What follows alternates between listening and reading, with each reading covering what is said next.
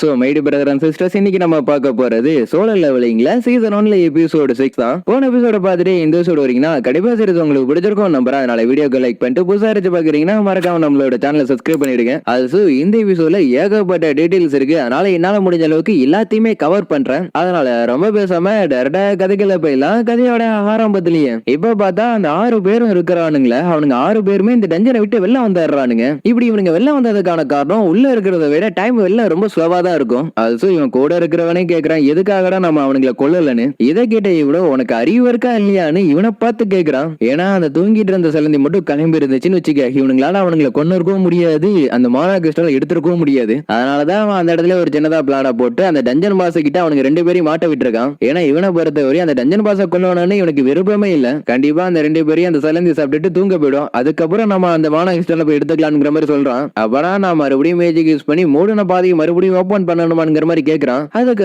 நம்ம அந்த மாதிரி பண்ண போறது கிடையாது, அதுக்கு பதிலா இன்னொரு பாதை வழியா நம்ம உள்ள போயிட்டு வெளில வரலாம்ங்கிற மாதிரி சொல்றான். நீ சொல்ற ஐடியா சூப்பரா தான் இருக்கு, இருந்தாலும் அந்த சிலந்தி தூங்கலன்னு வச்சுக்க, அப்ப நம்ம என்ன பண்றதுங்கிற மாதிரி இவன் கேக்குறான். அதுக்குதான் நம்ம கூட ஒருத்த வந்தானே ஊஜின்கோன்னு சொல்லிட்டு, அவனோட ஷீல்டும் சரி அவனோட ஸ்வாடும் சரி அதெல்லாம் ஒன்னு 100 மில்லியனுக்கு மேல போகும். நம்மளால அந்த மானா கிறிஸ்டல் எடுக்க முடியாத பட்சத்துல அதை நம்ம யூஸ் பண்ணிக்கலாம்ங்கிற மாதிரி சொல்றான். அது இவனோட ஃபேமிலி பேக்ரவுண்டையும் கொஞ்சம் செக் பண்ணி பாக்குறப்ப இவன் ஒரு பெரிய இடத்து பையன்கிறது இவனுக்கு தெரிய வருது. அதனால இவனோட ஃபியோனர்ல வச்சு கலந்துக்கணுங்கிற மாதிரி சொல்றான். ஏன்னா அப்பதான் யாருக்கும் சந்தேகம் வராதுல. அது இந்த ரஞ்சன் பாஸ் இருக்குல்ல, இதை இவனுங்களாலே கொல்ல முடியாதுங்கிறத இவனுங்க வாயாலே சொல்றானுங்க. அப்படி இருக்கிறப்ப அந்த 2 பேரும் உயிரோட இருக்கிறதுக்கு வாய்ப்பே இல்ல. இங்க இவனும் பீராங் இருந்தாதான் சீராங் இருக்கிற பாச போட்டு தள்ள முடியுங்கிற மாதிரி சொல்றான். அதை கிட்ட ஹீரோவும் அவனோட பிளாஷ்பேக்க கொஞ்சம் யோசிச்சு பாக்குறான். டபுள் ஆவேக்கன் ஆனதுக்கு அப்புறம் நம்ம ஹீரோ இஸ்டர்ன் டஞ்சனுக்குள்ள போய் ரசகா கூட சண்டை போட்டு அதை போட்டு தள்ளி இருப்பான். அது குறிப்பிட வேண்டிய விஷயம், அது ஒரு டி ரேங்க் பாஸ். அதோட இன்னொரு டி ரேங்க் பாஸையும் ஒரே அட்டாக்லயே போட்டு தள்ளி இருப்பான். இதுல இருந்து இப்ப நமக்கு என்ன சொல்ல வரானுங்கன்னா, ஒரு டி ரேங்க் பாஸா இருந்தாலும் நம்ம ஹீரோ பொறுத்தவரை அது அவனுக்கு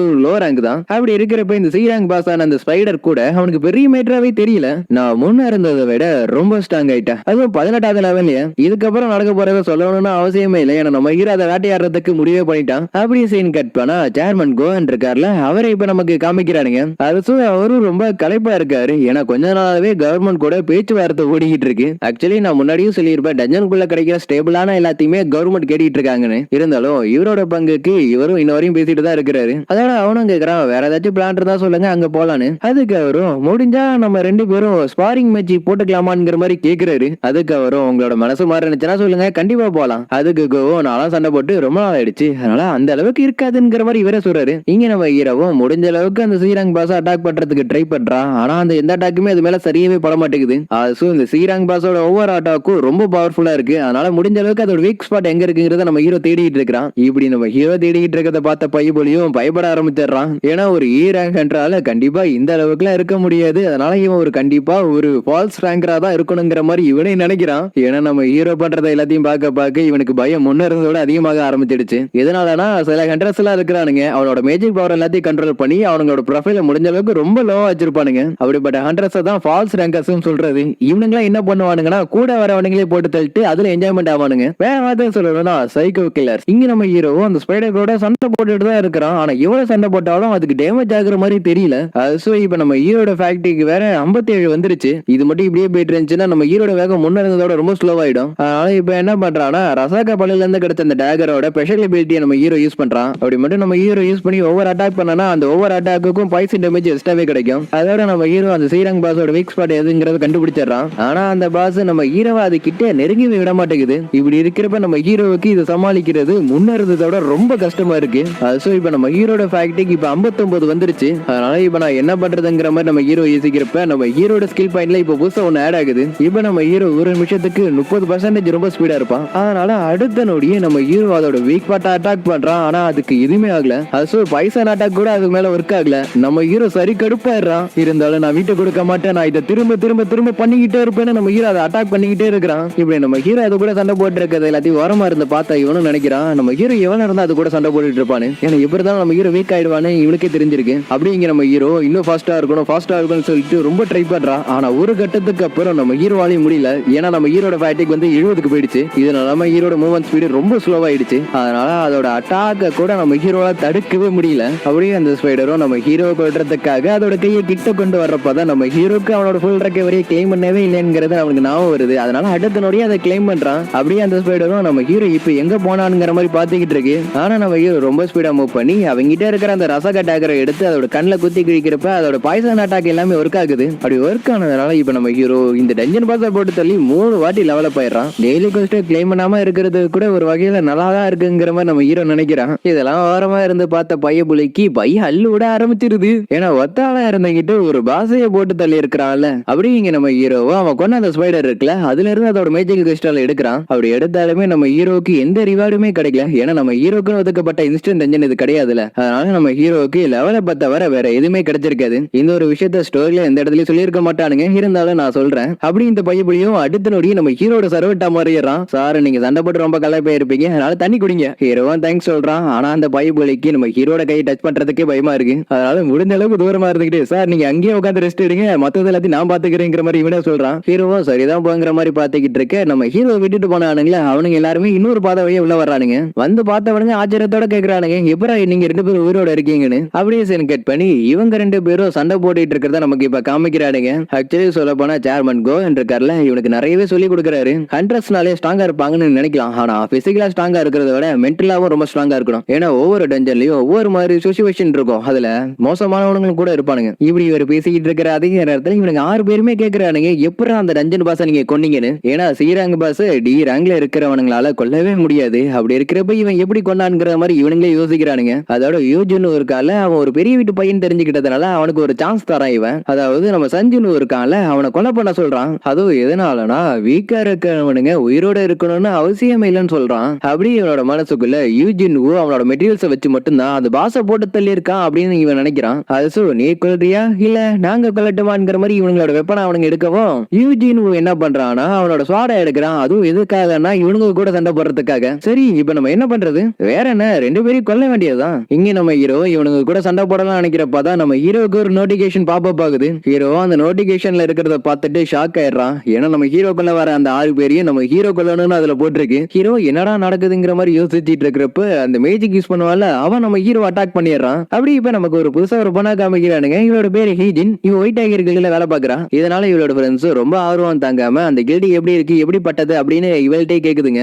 அதுக்கு அவளும் எல்லாமே நல்லா தான் போகுது, எந்த குறையும் சொல்ற மாதிரி இல்லைன்னு சொல்றான். அதே மாதிரி இவங்க 2 பேரும் சாகின்னு இருக்காங்கல்ல அவங்களோட கீழே வேலை பாக்குதுங்க. முக்கியமான விஷயம் என்னன்னா கொஞ்ச நாளைக்கு முன்னாடி இவங்க ஏராங் டஞ்சனுக்கு ட்ரைனிங் போயிருக்காங்க. அந்த ட்ரைனிங் இன்ஸ்ட்ரக்டரா வந்து நம்ம சாகின் தான். அப்படி சண்டை போறதை பார்த்த இவங்களும் கண்டிப்பா அந்த பொண்ணால ஒரு நல்ல கேப்டனா இருக்க முடியும் அப்படின்னு நம்புதுங்க. ஏன்னா இதுவரை அவங்க ரொம்பவே ஹார்ட் ஒர்க் பண்ணிருக்காங்க. அதோட கிம்ஜோ இருக்கால அவன் எப்படிப்பட்டவன் சொல்ற அளவுக்கு அவன் ரொம்ப மோசமானவெல்லாம் கிடையாது. இருந்தாலும் லக்கிலி நம்ம ஒரு பெரிய கிளில பிளேஸ் ஆயிருக்கோம். அதை நினைச்சு நம்ம சந்தோஷப்படணும். அதோட உனக்கு ஒரு விஷயம் தெரியுமா, கொஞ்ச நாளாவே ஒரு பயங்கரமான ரூமர்ஸ் எல்லாம் பரவிட்டு இருக்குன்னு இவ சொல்றா. அதாவது எதிர்பார்க்க முடியாத அளவுக்கு ஒரு டீம்ல ஏகப்பட்ட டெத் நடந்துச்சுன்னா என்ன ஆகுறது. இப்படி ஒரு பக்கம் பேசிட்டு இருக்கேன். இங்க நம்ம ஹீரோவை காமிக்கிறானுங்க. நான் இதை எப்படி மறக்க முடியும், ஸ்ட்ராங்கா இருக்கிறவன் தான் இந்த இடத்துல உயிரோட இருப்பான். ஏன்னா இந்த இடத்துல ஏமாத்துறவனுங்க நிறைய பேர் இருக்கிறானுங்க. நான் இதை எப்படி மறந்தேன் அப்படின்னு நம்ம ஹீரோ திருப்பி திருப்பி கேட்கிறப்பதான் இந்த சிஸ்டம் எதுக்காக இவங்களை கொல்ல சொல்லுதுங்கிறத நம்ம ஹீரோ தெரிஞ்சுக்கிறான். நான் சாக கூடாதுன்னு அந்த சிஸ்டம் நினைக்குது. ஏன்னா அந்த சிஸ்டத்துக்கு நான் தேவைப்படுறேன். அப்படியே நம்ம ஹீரோ நான் இன்னும் ரொம்ப ஸ்ட்ராங் ஆகணும்னு சொல்லிட்டு கிளம்பி நிக்கிறான். என்ன அந்த சிஸ்டம் யூஸ் பண்ணுது அதே மாதிரி நானும் அந்த சிஸ்டத்தை யூஸ் பண்றேன். அதோட இப்ப கூட இவனுங்க எல்லாரும் நம்ம ஹீரோ மட்டன் தட்டி தான் பேசிட்டு இருக்கிறானுங்க. தி வீக்கஸ்ட் கண்ட்ரோல் ஆல் மேன்கைண்ட்னு. நீங்க எல்லாரும் இப்படி என்ன பார்த்து பேசினதுக்காக கண்டிப்பா பின்வழி அனுபவிக்கிறதுக்கு தயாரா இருந்துக்குங்க. இவன் என்ன சொல்ல வரான் எனக்கு சத்தியமா புரியல. நீங்க வேட்டையாடுறதுக்கு ரெடியா இருக்கீங்கன்னா அதே மாதிரி நானும் வேட்டையாடுறதுக்கு ரெடியா தான் இருக்கேன் அப்படின்னு நம்ம ஹீரோ சொல்றான். அதை கேட்ட ஒருத்தரோ என்னடா இப்படி சொல்ற அப்படின்னு நம்ம ஹீரோட சொல்றல கைய போட்டு ஒரு ரேங்க்ல இருக்கிற நீ என்ன பண்ணிட போறேங்கிற மாதிரி பேசுறான். அதை கேட்ட ஹீரோ கொஞ்சம் கூட யோசிக்காம அவனோட டேகரை எடுத்து அவனோட தலையை கட் பண்ணிடுறான். அதை பார்த்து இவனுங்க எல்லாரும் கொஞ்சம் ஷாக் ஆயிடுறானுங்க. ஏன்னா நம்ம ஹீரோ கையில எப்படி அந்த வெப்பன் வந்துச்சுன்னு. சூண்டே வந்து டி ரேங்க்ல இருக்கிறவன் அப்படி இருக்கிறப்ப ரேங்க்ல இருக்கிறவன் எப்படி அவனை கொண்டான். அப்படியே இங்க நம்ம ஹீரோக்கு அந்த நோட்டிபிகேஷனை பார்த்தா அது நல்லாவே காணர் பண்ணிடுச்சுங்கிறது நல்லாவே தெரியுது. ஏன்னா நம்ம ஹீரோனுங்களை எல்லாரையும் கொள்ளாம விட்டானா கண்டிப்பா அவனோட ஹார்ட் ஸ்டாப் ஆயிடுன்னு அதுல போட்டிருக்கு. அதனால நம்ம ஹீரோக்கு இப்ப வேற வழி இல்ல, மிச்சம் இருக்கிறவங்க எல்லாரும் நம்ம ஹீரோ கொண்டுதான் ஆகணும். அப்படியே 2 பேரும் நம்ம ஹீரோ கொல்றதுக்காக கிட்ட வர நம்ம ஹீரோ அவனோட டேகரை வச்சு 2 பேரையும் போட்டு தள்ளிடுறான். அதை பார்த்துக்கிட்டு இருக்கிற இவனுங்களாலே அதை நம்பவே முடியல. அது ஃபிராக்ஷன் ஆஃப் செகண்ட்ல நம்ம ஹீரோ 5 பேரை போட்டு தள்ளிடுறான். இதை பார்த்து வியூஜினும் ஷாக் ஆகுறான். ஏன்னா பாச கொல்றப்ப கூட நம்ம ஹீரோ இந்த அளவுக்கு அவனோட பவர் யூஸ் பண்ணிருக்க மாட்டான். ஆக்சுவலி நம்ம ஹீரோ பாச கொண்டதுக்கு அப்புறம் தான் இந்த அளவுக்கு ரொம்ப ஸ்ட்ராங் ஆயிருக்காங்கிறது அவனுக்கு தெரியாது. என்னோட டீம் மெம்பர்ஸ் எல்லாத்தையும் இன்ஸ்டன்ட் நீ கொண்டு இருக்க, உன்னோட உண்மையான பவரையும் நீ மறைச்சிருக்க அப்படின்னா நீ தான் அந்த பாச கூட இருக்கணும். ஆனா நானும் ஒரு சீராங்கன்றதா அதை மறந்துடாத. இவன் ஒரு டீமான அளவுக்கு ரொம்ப ஸ்ட்ராங்கா இருந்தாலும் பாஸ்ல இருந்து எல்லாரும் கூடயும் பயங்கரமா சண்டை போட்டிருக்கான். அதனால இவன் ரொம்ப வீக்கா தான் இருப்பான் அப்படின்னு இவனே நினைக்கிறான். ஆனா அவன் நினைச்சது ஒண்ணு நடந்தது ஒண்ணு. நம்ம ஹீரோ அவனை போட்டு புரட்டி எடுக்கிறான். அப்படி புரட்டி எடுத்ததுல நம்ம ஹீரோ கிட்ட இவன் கெஞ்சவே ஆரம்பிச்சாரான், ப்ளீஸ் என்ன நீ கொண்டுடாதுன்னு. அதுக்கு நம்ம ஹீரோ நீ என்ன கொல்றதுக்காக 3 வாட்டி ட்ரை பண்ணி பண்ணிருக்க. அப்படி இருக்கிறப்ப உன்னை போனா போதுன்னு உயிரோட விட்டுருவ நீ நினைக்கிறியா? டேய் வேணாண்டா, உன்னாலலாம் இதுல இருந்து தப்பிக்க முடியாதுங்கிற மாதிரி சொல்றான். ஆக்சுவலி உனக்கே தெரியும் இந்த டென்ஷனுக்குள்ள என்ன நடந்தாலும் வெளில இருக்கிறவங்களுக்கு யாருக்கும் எது தெரியாதுன்னு. அதுக்கு அவனும் சரி கடுப்பாகி என்னோட தம்பி யாருங்கிறது தெரியுமாடாங்கிற மாதிரி சத்தம் போட்டு கத்துறான். ஆனா நம்ம ஹீரோ ஃபுல்லா சொல்லி முடிக்கிறதுக்குள்ளேயே அவனோட தலையை கட் பண்ணிடுறான். அது இங்க நடக்கிறத பார்த்தா இவனுக்கு வாமிட்டே வந்துருது. அதுக்கப்புறம் இவங்க 2 பேரும் அந்த டஞ்சன் விட்டு வெளில வந்துறானுங்க. ஒரு சீராங் டஞ்சன்ல இருந்து நீங்க மட்டும் எப்படிங்க தப்பிச்சு வெளில வந்தீங்க? அதோட உங்களை பத்தி எனக்கு நல்லாவே தெரியுங்கிற மாதிரி அவனை பார்த்து பேசவும் இங்க நம்ம ஹீரோவும் அவனை கிடைச்ச ரிவார்ட பாத்துக்கிட்டு இருக்கான். அதுல 3வது நம்ம ஹீரோக்கு புதுசா ஒரு ஸ்கில் கிடைச்சிருக்கு. இந்த ஒரு ஸ்கில்ல மட்டும் நம்ம ஹீரோ அவனோட ஆப்லாண்டுக்கு எதிராக யூஸ் பண்ணானா அவனோட எபிலிட்டி மொத்தமும் பாதியை குறைஞ்சிரும். அது அந்த இடத்துல பேரலைஸ் ஆயிடுவான். இங்க இந்த பொண்ணு கண்டிப்பா டி ரேங்க்ல இருக்கிற நீங்க தான் அந்த பாஸை கொண்டு இருப்பீங்க, இ ரேங்க்ல இருக்கிற நீங்க வரமா உட்கார்ந்து இருந்திருப்பீங்கன்னு சொல்றா. ஆனா அவனுக்கு மட்டும் தான் தெரியும் நம்ம ஹீரோ தான் எல்லாரையும் கொண்டானு. அதோட ஹீரோவை பார்த்து இவன் தேங்க்ஸ் சொல்றான். ஹீரோ பரவாயில்லன்னு சொல்லிடுறான். அது அதே நேரத்துல மழையும் பெய்ய ஆரம்பிக்க நல்ல வேலை அவளுக்கு கொடையை கொடுத்து விட்டானுங்கிற மாதிரி நம்ம ஹீரோ நினைக்கிறான். அப்படியே சரி கட் பண்ணி அமெரிக்கால இருக்கிற ஒருத்தனை காமிக்கிறானுங்க. அப்படி காமிக்கிறதோடைய இந்த இடத்துல இந்த எபிசோடு முடியுது. சோ கைஸ் இந்த எபிசோடு பிறந்து மறக்காம கீழே கமெண்ட் பண்ணுங்க. ஏன்னா இதுக்கப்புறம் தான் கதை வேற லெவல்ல போக ஆரம்பிக்க போகுது. அது இந்த கதையில ஏகப்பட்ட விஷயம் உங்களுக்கு குழப்பமா இருந்தாலும் போக போக கண்டிப்பா எல்லாமே உங்களுக்கு புரிய வரும். அதனால முடிஞ்ச அளவுக்கு ரொம்ப கேர்ஃபுல்லா வாட்ச் பண்ணுங்க. சரி ரொம்ப பேசாம அடுத்த எபிசோட்ல பார்க்கலாம். Bye, see you, take care, bye, love you all, see you again.